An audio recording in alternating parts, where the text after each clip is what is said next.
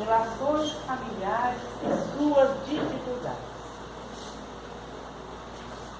Se tiver alguém aqui que pertence a uma família que não tem nenhuma dificuldade, levante o braço.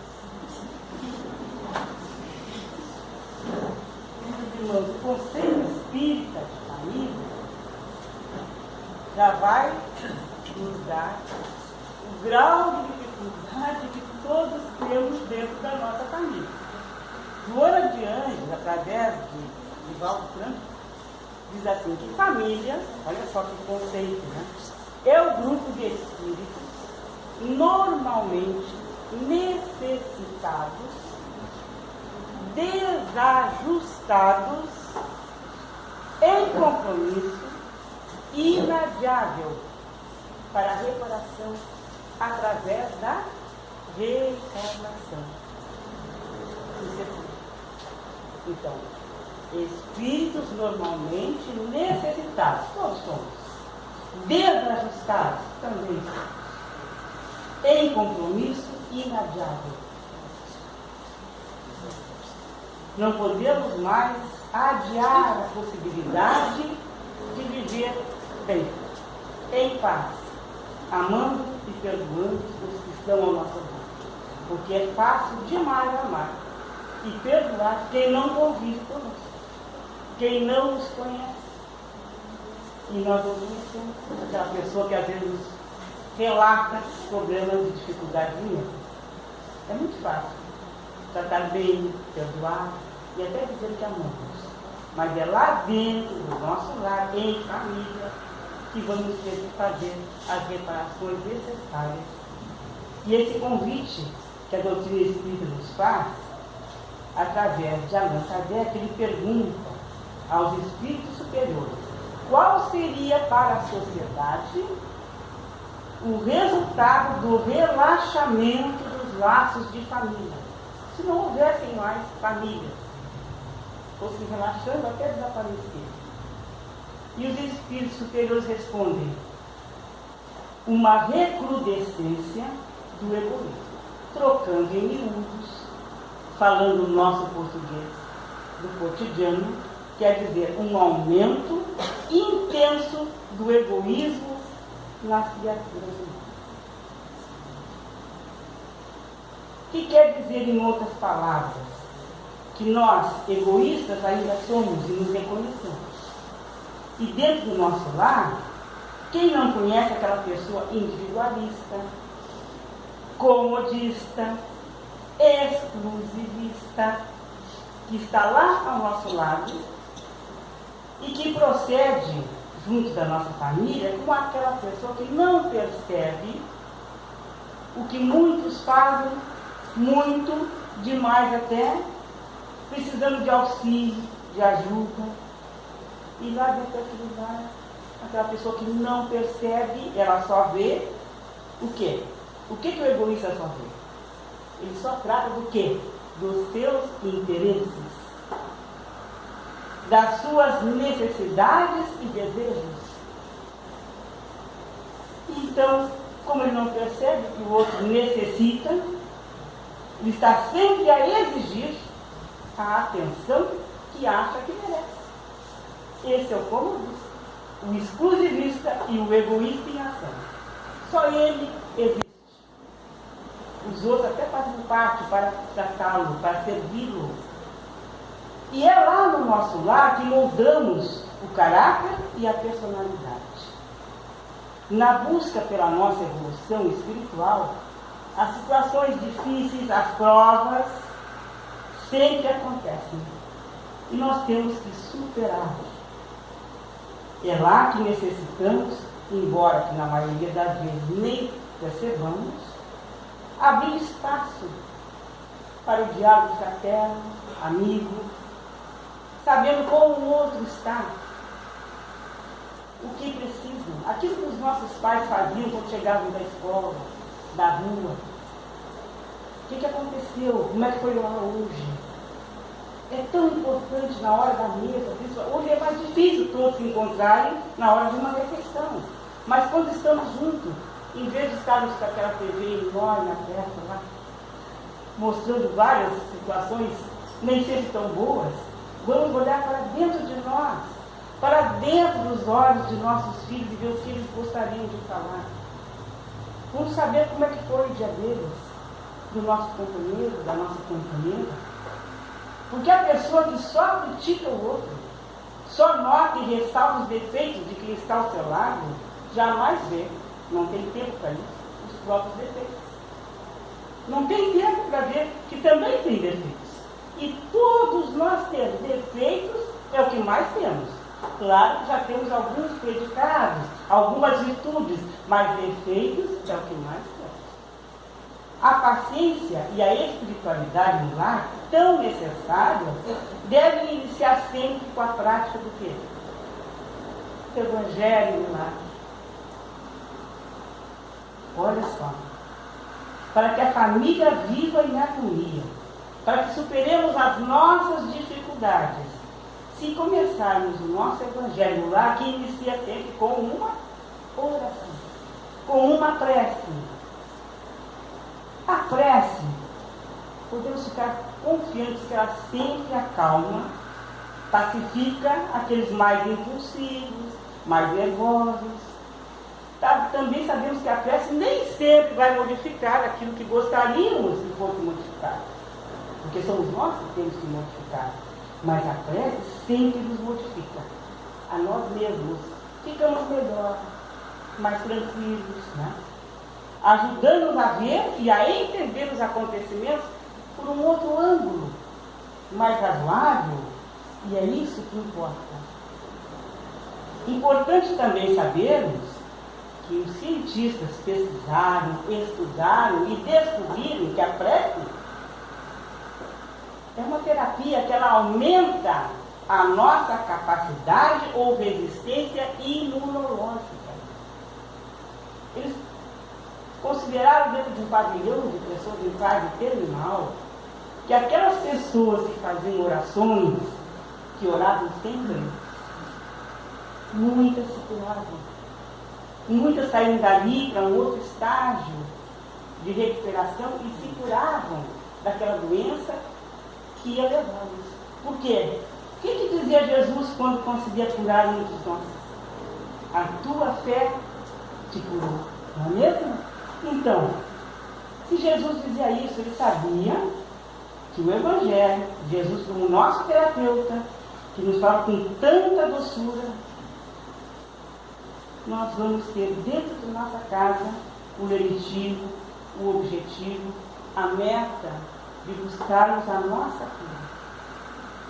E não é só física, porque toda enfermidade não vem do físico, vem de nós espíritos. Está lá incrustado em nós. Sabemos que trazemos no nosso perispírito os registros das nossas enfermidades anteriores, que fizemos ao abusarmos em outra ocasião da nossa saúde. Então, às vezes, nós vemos um pequenininho que nasce com uma doença grave e já veio com ele. A gente pergunta, por quê? É tão novinho, já está sofrendo tanto.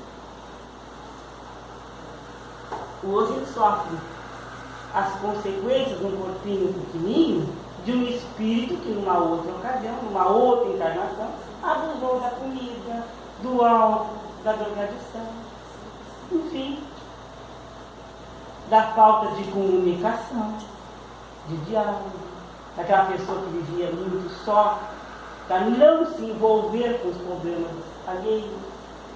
Isso é egoísmo. De todos os institutos sociais que existem no nosso planeta, Emmanuel fala para nós que a família é o mais importante do ponto de vista dos alicerces morais que regem a nossa vida. A palavra família nos traz uma sensação de segurança, de aconchego. Quem não lembra da avó, do vô, do pai e da mãe? Mesmo estando longe, da saudade, da vontade de estar todos juntos novamente. Nosso momento atual é conturbado pela inversão de valores. É conturbado no campo moral, porque precisamos ter uma harmonia familiar. E o lar terreno representa oportunidades para buscarmos a serenidade e a condição ideal de mudarmos, fazermos as mudanças necessárias. E aí nós temos algo assim para os casais. O casal que se une através do casamento. Uma vez uma menina disse assim, eu vou casar com a minha alma gêmea. Eu disse para ela, não existem almas gêmeas, existem almas algemadas. Necessitadas de buscarem através do casamento a reparação, o resgate e o reajuste de outras ocasiões. Não foi por acaso que se encontraram.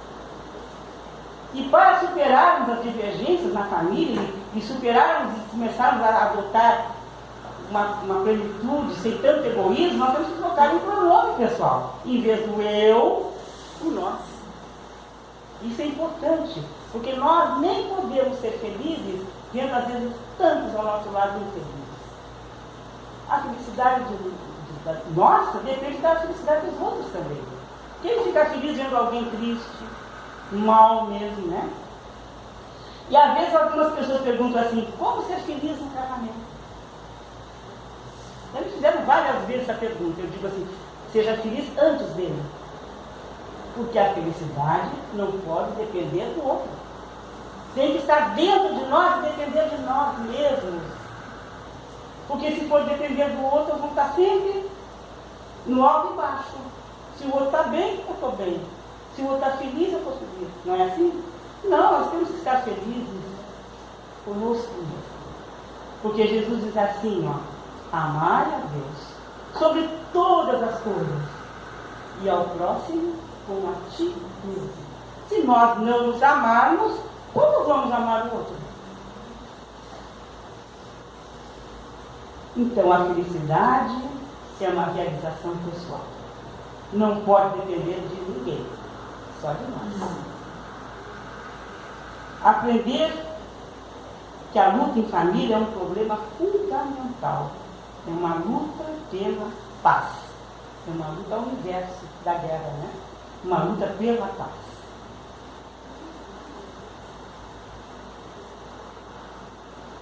Os estabelecimentos de ensino, as universidades, instruem, qualificam. Mas é lá no Instituto da Família que nós recebemos a educação. E hoje em dia, pais chegam nas escolas e querem que os filhos sejam educados pelos professores. Meu Deus, eles têm que chegar na escola educados. Eles irão lá para ficarem intelectualizados, vão estudar. Mas tem que chegar lá já educados. O homem e a mulher no instituto conjugal, o casal, seja como for feito esse casal, não importa, são como o cérebro e o coração do organismo doméstico. Eles têm que continuarem ali se doando, orientando, capacitando aqueles que estão ali. Em 1989, faz bastante tempo, né? Eu tive que fazer aqui dentro a primeira palestrinha. E trouxe um conteúdo para os pais que estavam aqui, que até hoje é tão importante nós sabermos. Eu vou dar 10 itens e no final o resultado do que fizeram, se nós fizermos muito bem esses 10 itens. No primeiro item diz assim: comece na infância a dar a seu filho tudo o que ele quiser. Assim, quando ele crescer, ele acreditará que o mundo tem obrigação de dar-lhe tudo o que deseja. Esse é o primeiro. No 2 diz assim: quando ele disser uns nomes feios, ache graça. Isso fará com que ele se considere interessante. Terceiro, nunca lhe dê orientação religiosa. Espere até os 21 anos para que ele decida por si mesmo. 4, apanhe tudo que ele deixar jogado. Livros, sapatos, roupas. Faça tudo para que ele aprenda a jogar sobre os outros toda a responsabilidade. 5, discuta com frequência na frente deles. Assim eles não ficarão chocados quando lá se estiver. 6, dê-lhe o dinheiro que ele quiser. Nunca o deixe ganhar o seu próprio sustento, o seu próprio dinheiro. Por que ele vai ter que passar pelas dificuldades que você já passou? Olha a pergunta.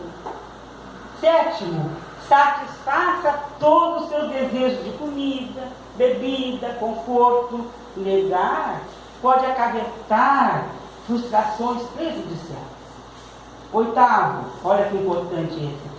Tome partido dele contra os vizinhos, contra os professores, contra os policiais. Todos têm má vontade com seu filho. Nono, quando ele se meter em alguma encrenca séria, dê essa desculpa. Nunca consegui dominá-los.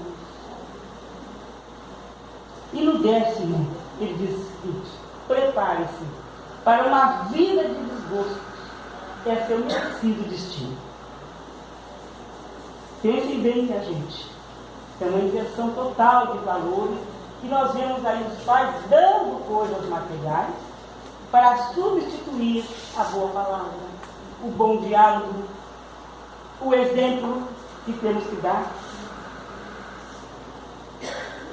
E aí alguns pais dizem assim: mas eu passo o dia inteiro trabalhando, quase não vejo meu filho, mas à noite se encontra. Certamente, em alguns momentos. Mas tem a história de um pai que nunca se encontrava, porque o horário dele do filho, que era o filho único, e ele era viúvo, nunca se encontravam. Mas esse filho tinha um amor por esse pai, e esse pai um amor por esse filho, que só nos domingos conversavam, brincavam. Por quê? Porque esse filho tinha certeza que todas as noites, quando o pai chegava, aliás, quando o pai saía para trabalhar e ele estava adormecendo, fazendo domingo mesmo, o pai tinha estado ali do lado dele. E pela manhã, quando o filho saía para a escola, o pai chegava para descansar, ele também tinha certeza que aquele pai tinha estado perto dele. E o pai tinha certeza que o filho tinha visto o recado dele. Era uma dobrinha, um paninho que eles tinham em comum. Todas as noites era dobrado de uma forma que só o pai fazia para ele. E pela manhã, só o filho fazia para o pai. Era o diálogo deles durante a semana toda. Até no sábado o pai trabalhava. Mas no domingo, os dois estavam juntos. E foram muito felizes sempre. Minha gente, nem sempre os laços de sangue reúnem as almas essencialmente afins. É no nosso lar que temos os grandes desafios, as grandes provas de paciência, de persistência nas atitudes boas. Né? A família não seria a parentela, porque a parentela envolve todos, né? Mas a parentela pode converter-se numa família. Se nós todos formos muito unidos, como éramos antigamente as famílias, né? Todos nos encontrarmos. Hoje em dia temos que fazer grandes encontros de família, porque as famílias estão distantes uns dos outros. A fé espírita no clima da família é uma fonte no campo social. A humildade constrói para a vida eterna. Então vamos ficar mais calmos dentro de casa, porque o nosso lar é a nossa primeira escola. É lá que aprendemos o que precisamos. Se não fôssemos para nenhuma escola, para nenhuma universidade, mas fôssemos educados, seríamos cidadãos do bem. Mesmo? Seríamos úteis aos nossos filhos. Já se deram conta da responsabilidade de olhar bem fundo nos olhos dos nossos filhos e lhes falarmos com doçura, com entendimento da gravidade das consequências que eles terão que passar se continuarem a seguir por aquele ou tal caminho ou um hábito equivocado? A gravidade de nos tornarmos omissos, por não falarmos, por não tocarmos em assuntos que achamos que eles não vão gostar. Nós, pais, temos que fazer a nossa parte e ficarmos com a nossa consciência tranquila. Não somente os pais humanos estão cercados de obrigações, mas os filhos igualmente necessitam vigiar a si mesmos com singular atenção, porque os filhos também têm direitos divinos, junto daqueles aos quais foram confiados pelo nosso Pai, pelo nosso Criador. Não nos esqueçamos que o filho descuidado, ocioso ou perverso, porque às vezes vem desde pequenininho e vê crianças perversas, serão os pais inconscientes do amanhã. Se a tua esposa se mantém em nível inferior, muitos esposos reclamam: a minha esposa não quis mais continuar estudando, não quis mais se qualificar como profissional. Aquela expectativa do esposo, eles ficam meio ressentidos. Mas temos que lembrar para esses maridos que ela é a mãe dos seus filhos e a serva, a funcionar em ação, que não tem férias nunca, das necessidades dele. Vamos pensar nisso sempre. Não esquece também que se teu esposo é um ignorante, às vezes até meio cruel nas suas advertências, ele é o companheiro que Deus te concedeu, por alguma razão, que nós desconhecemos, graças a Deus. Mas se não fizermos a nossa parte, ficamos escolhendo um, escolhendo o outro, e no fim, ficamos com saudade daquele primeiro. Se encontra muito isso. E nós vivemos em um aeroporto. Chegadas e partidas são inevitáveis. Cada abraço, cada reencontro nos mostra o quê? A existência do amor. Cada reencarnação é a chegada de um ser que virá completar a nossa felicidade. São tão lindos, né? São antigos amores que retornam ao nosso lar para aprender e ter a oportunidade de viver e conviver. Porque viver, todos nós sabemos viver. Conviver é difícil. É ou não é? É o mais difícil. Todos os dias, milhares partem desse aeroporto. Milhares chegam. Observemos atentamente e façamos o nosso melhor em nosso lar, em nossa vida, porque ainda estamos por aqui. Ainda há tempo, minha gente. E agora eu vou falar para vocês, viu quantas coisas eu tive, sobre a mãe desnecessária. Vocês já conhecem essa mãe desnecessária? Nunca ouviram falar na mãe desnecessária? Eu achei tão triste quando eu li esse título. Essa mãe que escreve é maravilhosa, mas quando ela colocou esse texto, mãe desnecessária, eu me ressenti. Eu fiquei chateada. A boa mãe, diz ela, é aquela que vai se tornando desnecessária com o passar do tempo. Várias vezes, ela está contando, né? Ouvi de um amigo psicanalista essa frase.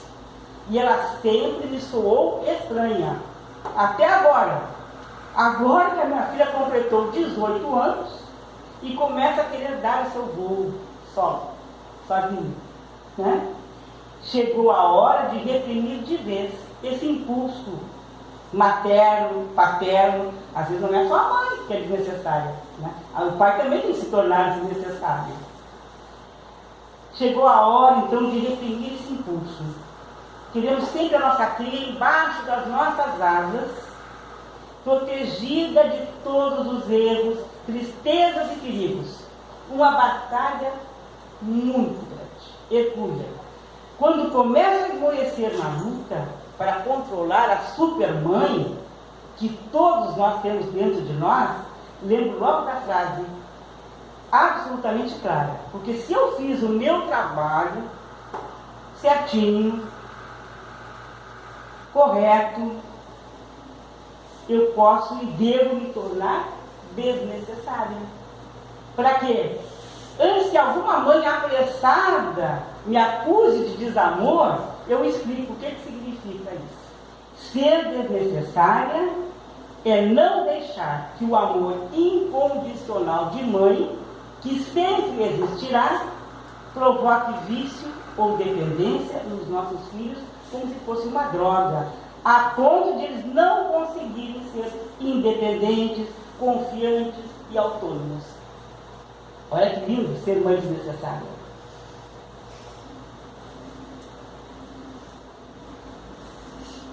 Prontos eles devem estar para traçar o seu rumo, fazer suas escolhas, superar suas frustrações e cometer os próprios erros também. Quem não erra? Às vezes nós erramos para acertar. E como é bom às vezes errar, porque aí a gente vê como não fazer mais aquilo, e dali para frente só fazer o que é bom, o que é certo, o melhor. A cada fase da nossa vida nós vamos cortando e refazendo o cordão umbilical. A cada nova fase, uma nova perda é um novo ganho. Para os dois lados, para a mãe e para os filhos.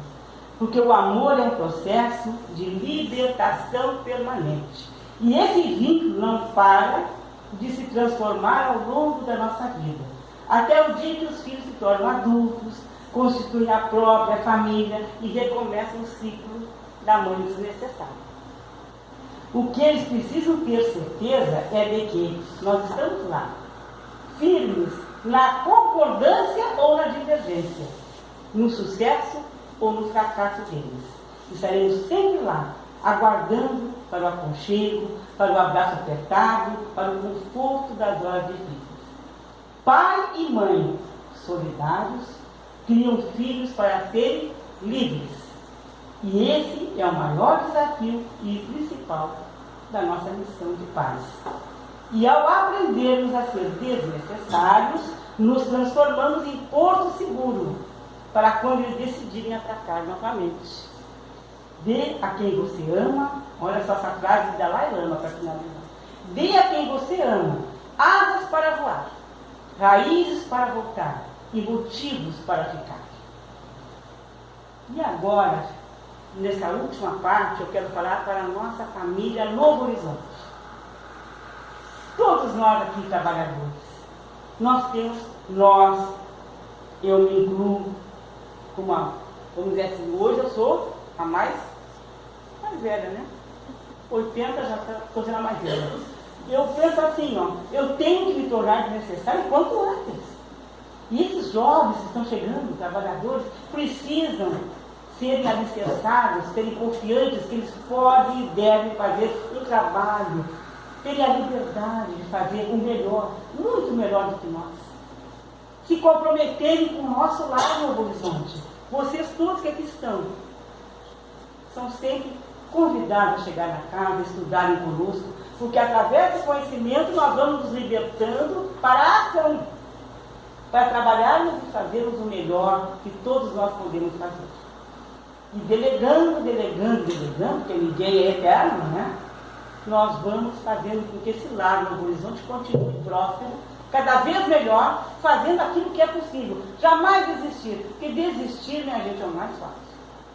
O difícil é ter paciência, é ter persistência, controlar nossos ímpetos e ouvir muito. Nós todos aprendemos a ouvir. Muito obrigada pela paciência.